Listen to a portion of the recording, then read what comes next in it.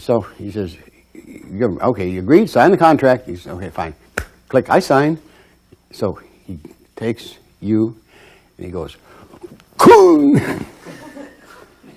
And you go, bang. And at that bang,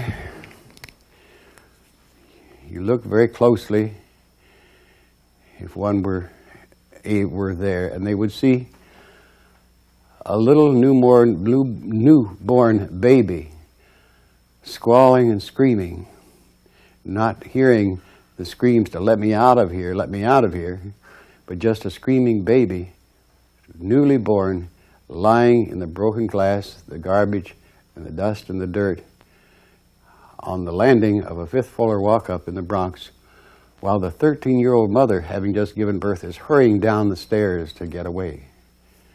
And so one begins life here.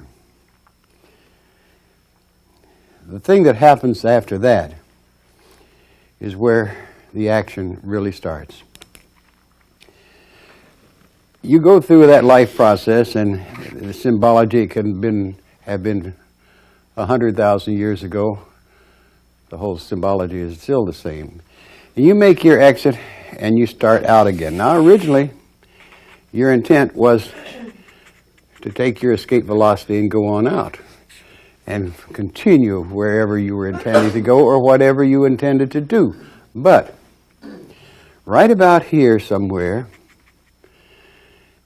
you begin to bend a little bit. And the reason is that as you made this process through here in what we call physical life, you picked up a greater load factor than you realized. Unconsciously, you picked up that load factor. And you had friction, which slowed you up.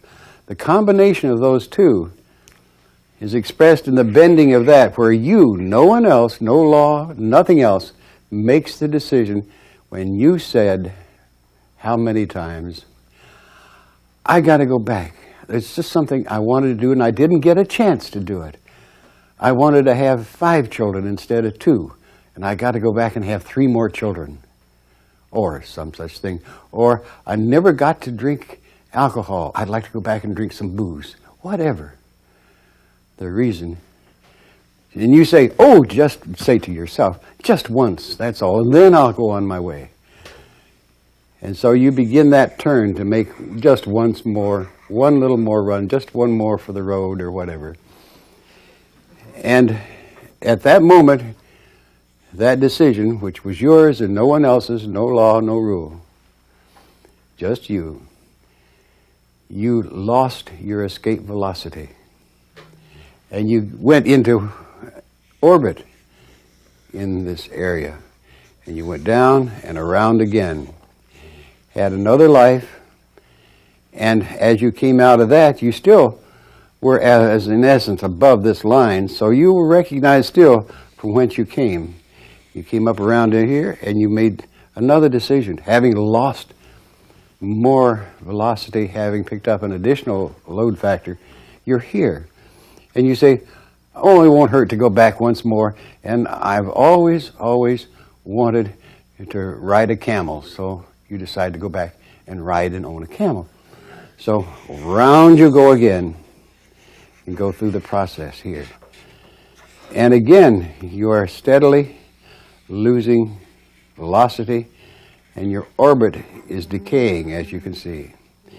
Once you get below this line of demarcation, as it were, you're thinking more about here than you are about there. Your memory of you as you originally were is declining because of the overwhelming input from this human radiation. So down you go again for another life, another one, another one, another one, until you get to this point where you're locked in. And you have little, even in between life sojourns, you have little, if any, perception of this radiation from whence you came. And there's a word for that, which I probably have already used, that fits it very, very accurately.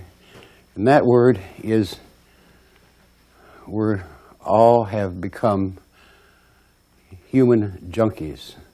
We're addicted to being human and the human experience. Whether that was a part of the original design, you can have your own conjecture about that. But that is fact. If you want to prove it, that's the point. You have the ability, growing right now, to begin to prove these things to yourself. No one else can tell you. You can prove it to yourself.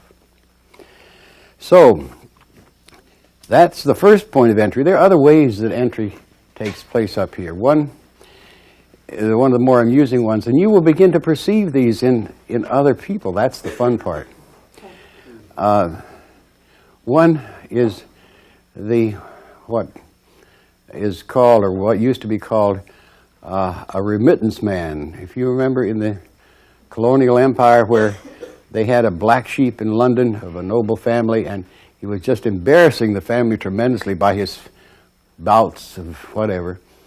And so the family shipped him off during colonial empire days, say to New Zealand, Australia, Singapore, and remitted money to him monthly to keep him there, to pay him to stay away from London and the embarrassment of his presence. What happens here, it's very interesting. We will find other people, other beings, non-human, making an entry here, and they have all the appearance of having been paid to be here, and they don't really want to be here, but they've been paid here to be here because of the fact that someone sent them here and paid off to get them here. Another form of it that's equally interesting is the one that has such profound merit is the being who appears to be on the run from some other energy system, and he's looking for a place to hide. He's got to hide somewhere. And he spots this and says, "Oh, that's great." Wham! And goes in. And here are the guys after him, who can be the old version of the KGB or whatever after him. And what he doesn't know when he makes that dive is that every time he exits and ends a life sojourn, he again is over here. And when he does that, these pursuers are ready to grab him and say, "Gotcha." The other thing that makes it even worse is that when he sleeps at night, in that, you're right on the edge of it, in that past 21 era, and he's sleeping and he drifts out there, they're ready to grab him right now because he's far enough out of phase with his physical body. He's a good target, and they want to grab him. And so he has these horrible nightmares all his lifetime, trying to not to sleep. He becomes deathly afraid of sleeping, and he becomes much, much more afraid of dying because that means the boys will really gotcha when he dies and take him back for whatever reason. Then there's the other types, of course, that in turn are the missionary types who perceive all of this roiling mass of disorganization and want to do something about it. You could say they're a super form of do-gooders, but they come to fix it, help it. And so they come in here, and they, in turn, the price of losing their memory, their personality, but they still try to express it. And most, if not all of them, become enmeshed in this whole cycle themselves, forgetting all about what their real motive was to help, and they get boozed up themselves.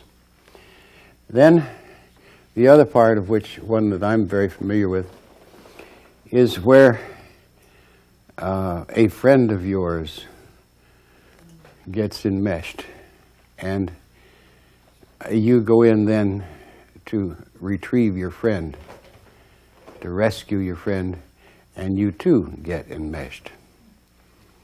More common than you think.